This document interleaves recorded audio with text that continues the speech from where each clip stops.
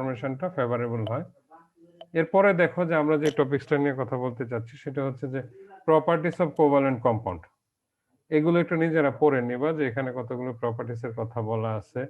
Most covalent compounds have relatively low melting points and boiling points, যেটা আমরা ionic কম্পাউন্ডের ক্ষেত্রে দেখে আসছি তার রিভার্সটা উল্টাটা আমরা কোভালেন্ট বন্ডের ক্ষেত্রে দেখি।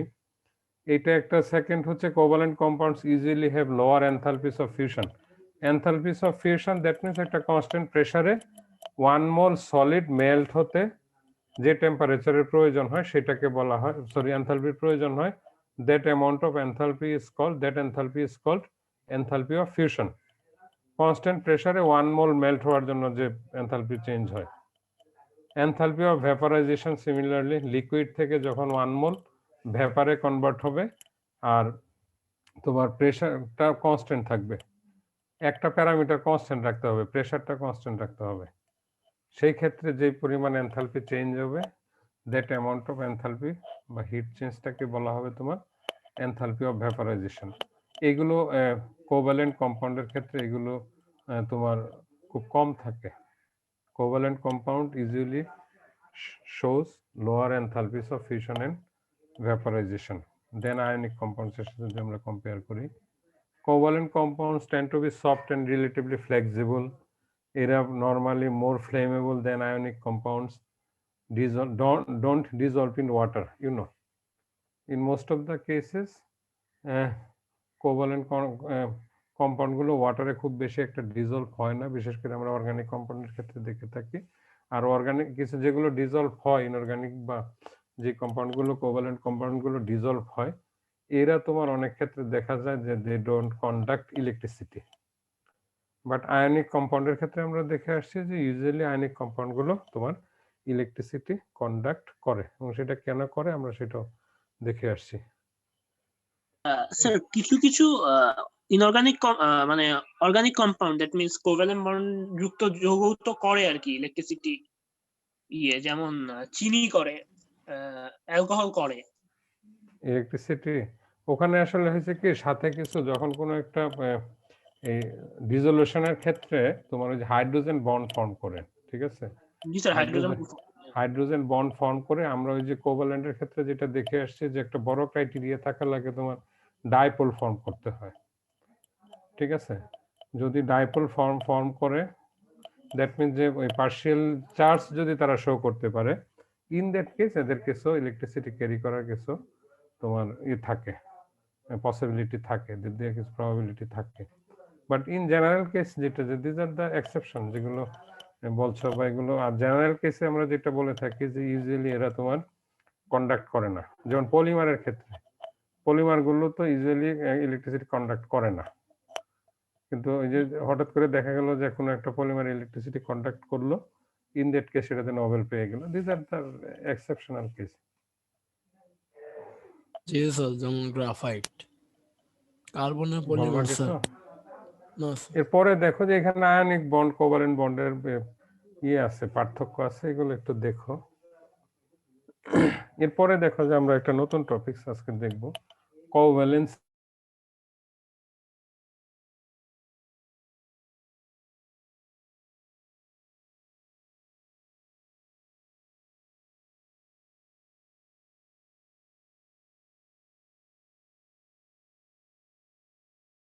এটম কোনো একটা কম্পাউন্ডে সে কতটা covalent bond as well as coordinate, ঠিক আছে।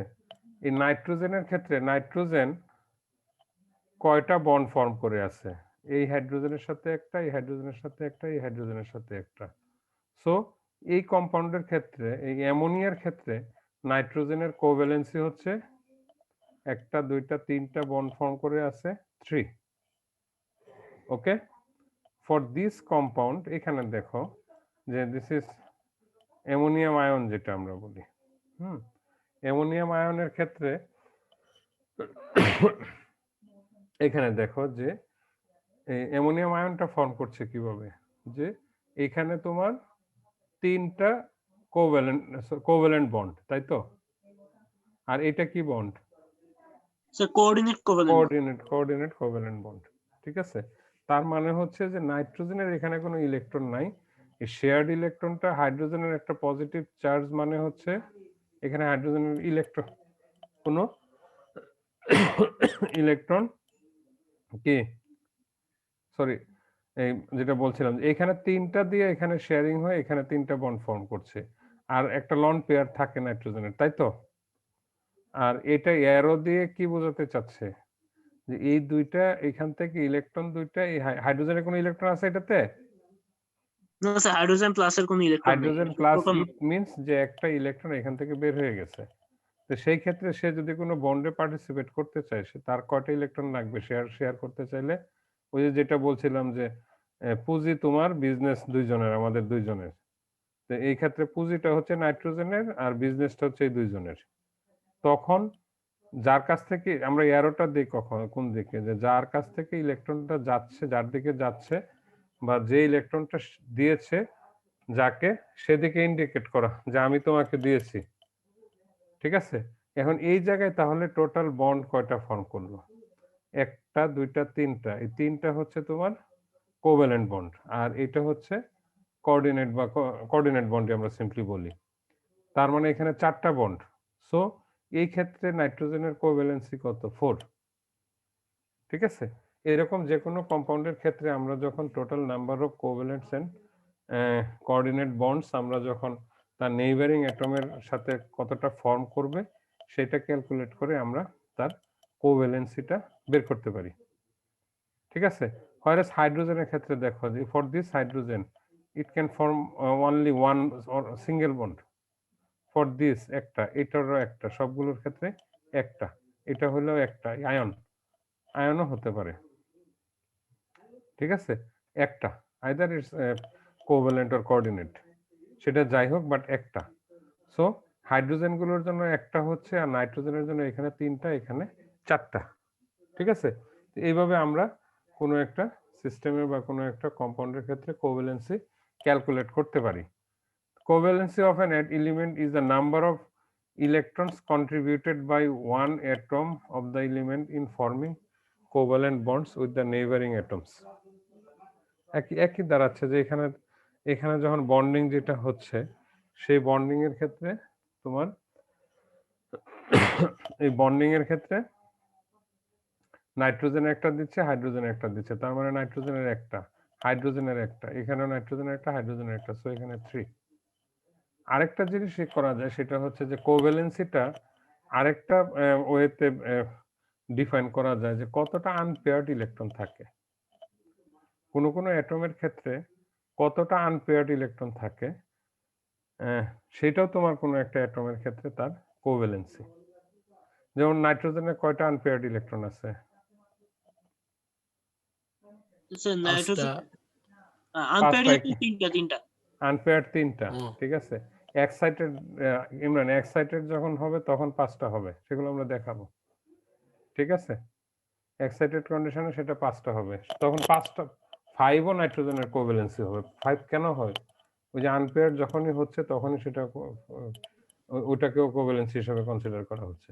ঠিক আছে, সো এখানে আমরা হাইড্রোজেনের ক্ষেত্রে দেখি একটা, অক্সিজেনের ক্ষেত্রে দেখি হাইড্রোজেনের ক্ষেত্রে একটা দেখি, এই যে এখানে দেখো নাইট্রোজেনের ক্ষেত্রে 3টা এবং 4টা, অক্সিজেনের ক্ষেত্রে 2টা। আচ্ছা স্যার, NH4 এ যদি এই থিওরিটা যদি সত্যি হয়, an element of element is number of electron contributed by one atom of the element is forming covalent bond, মানে একটা এলিমেন্ট কয়টা ইলেকট্রন দিয়েছে, তাহলে তো স্যার কোঅর্ডিনেট কোভ্যালেন্ট বন্ড এখানে 5টা হওয়ার কথা কোভ্যালেন্সি। এখানে জি স্যার, কোঅর্ডিনেটটা এটা এই স্টেটমেন্টটা থিওরেম। একদম কমপ্লিটলি ইয়ে না।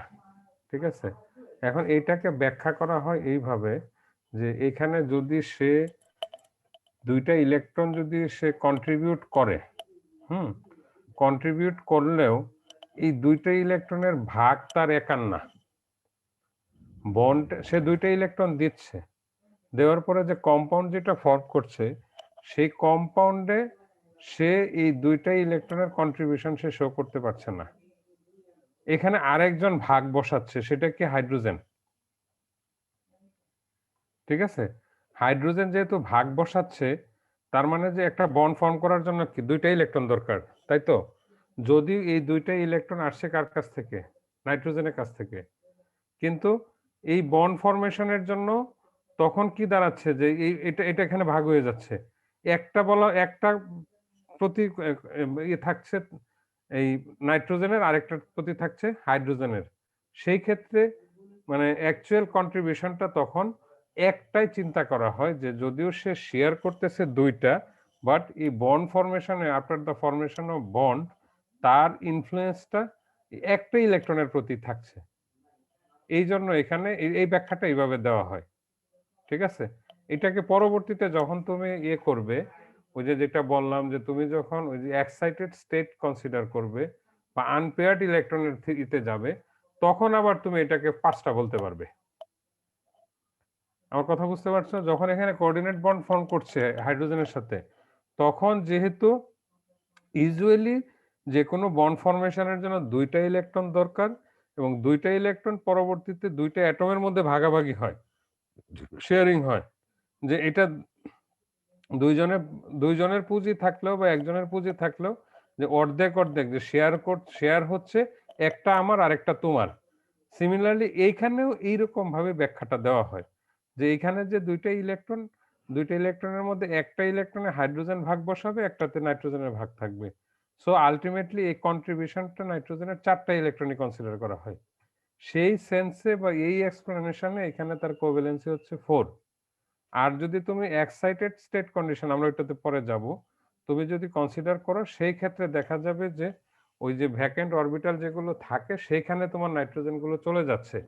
তখন ওই কনসেপ্টে চলে যাওয়া হয় যে আসলে আনপেয়ার্ড ইলেকট্রন কয়টা আছে। আনপেয়ার্ড ইলেকট্রন যে কয়টা আছে সেই অনুযায়ী সেই আনপেয়ার্ড ইলেকট্রন ওয়াইজ তার কোভ্যালেন্সি শো করবে। 5টা আনপেয়ার্ড হতে পারে যদি এক্সাইটেড স্টেটে যায়, তখন তার কোভ্যালেন্সি শো করে 5। ক্লিয়ার এটা? জি স্যার। Yes. জি স্যার। এরপর দেখো যে এখানে কিছু কথা আছে যে covalency of hydrogen and the elements of second period. হাইড্রোজেনের ক্ষেত্রে কোভ্যালেন্সি দেখো যে নাইট্রোজেনের একটা আনপেয়ার্ড ইলেকট্রন, সরি হাইড্রোজেনের একটা আনপেয়ার্ড ইলেকট্রন। আমরা এটা ফিগারটা সহ আসি। এখানে দেখো ফর হাইড্রোজেন একটা ইলেকট্রন n=1, ঠিক আছে, তার কোভ্যালেন্সি হচ্ছে 1। ওকে, তারপরে হচ্ছে যে নাইট্রোজেনের ক্ষেত্রে আনপেয়ার্ড ইলেকট্রন, n এর ভ্যালু হচ্ছে আনপেয়ার্ড ইলেকট্রন। নাইট্রোজেনের ক্ষেত্রে আনপেয়ার্ড ইলেকট্রন কয়টা? 3টা। এট নরমাল কন্ডিশন নাইট্রোজেনের কোভ্যালেন্সি 3। অক্সিজেনের ক্ষেত্রে আনপেয়ার্ড ইলেকট্রন কয়টা? 2টা, তার কোভ্যালেন্সি 2। ফ্লোরিনের ক্ষেত্রে আনপেয়ার্ড ইলেকট্রন কয়টা? একটা, তার কোভ্যালেন্সি 1। এটা হচ্ছে নরমাল কন্ডিশন। এখন এক্সাইটেড যদি হয়, অ্যাটমগুলোকে যদি তুমি এক্সাইটেড কন্ডিশন চিন্তা করো, সেই ক্ষেত্রে এক্সাইটেড হলে পেয়ার্ড ইলেকট্রনগুলো আনপেয়ার্ড কখন হতে পারবে? যখন সেটা ডিপেন্ড করবে সে কোন শেলে আছে। সেকেন্ড শেলে আমরা জানি যে সেকেন্ড পিরিয়ডের কথা বলা হচ্ছে, ফার্স্ট এন্ড সেকেন্ড পিরিয়ড বা হাইড্রোজেন আর সেকেন্ড পিরিয়ডের কথা বলা হচ্ছে এখানে specially because in second periods how many orbitals in second periods? Two orbitals, s and p. Okay, so যদি এখানে তুমি পেয়ার্ড আনপেয়ার্ড যেভাবে চিন্তা করো না কেন, যে সেকেন্ড পিরিয়ডে এই এলিমেন্টগুলোর ক্ষেত্রে এখানে এটা পেয়ার্ড আছে, এটা আনপেয়ার্ড হওয়ার কোনো সুযোগ আছে? বা এটা আনপেয়ার্ড হওয়ার কোনো সুযোগ আছে? No, because this atom has only this period or this shell contain only 2 orbitals, so d orbital নাই, ঠিক আছে। দ্যাটস ওয়াই তোমার এখানে আর এক্সাইটেড হলেও বা এক্সাইটেড হওয়ার সুযোগ নাই, বা ভ্যালেন্সি চেঞ্জ করারও, হায়ার ভ্যালেন্সিতে যাওয়ার সুযোগ নাই। এই জন্য এখানে যে নাম্বার অফ আনপেয়ার্ড ইলেকট্রন যেগুলো আছে, সেই আনপেয়ার্ড ইলেকট্রনটাই শুধু তোমার তার কোভ্যালেন্সি শো করছে। এটা this is for hydrogen and elements of second period. But আমরা যদি আচ্ছা, এটা একটা দেখালাম। আরেকটা হচ্ছে যে এই সেকেন্ড পিরিয়ডের ক্ষেত্রে কিছু কিছু এলিমেন্ট আছে, যেমন আমরা সেকেন্ড পিরিয়ডে যদি আমরা বেরিলিয়াম চিন্তা করি, ঠিক আছে, বেরিলিয়ামের ক্ষেত্রে সেকেন্ড পিরিয়ডের একটা এলিমেন্ট, এর এখানে কত এই নরমাল স্টেটে তার আনপেয়ার্ড ইলেকট্রন কয়টা আছে? নাই। একটাও নেই স্যার। নাই।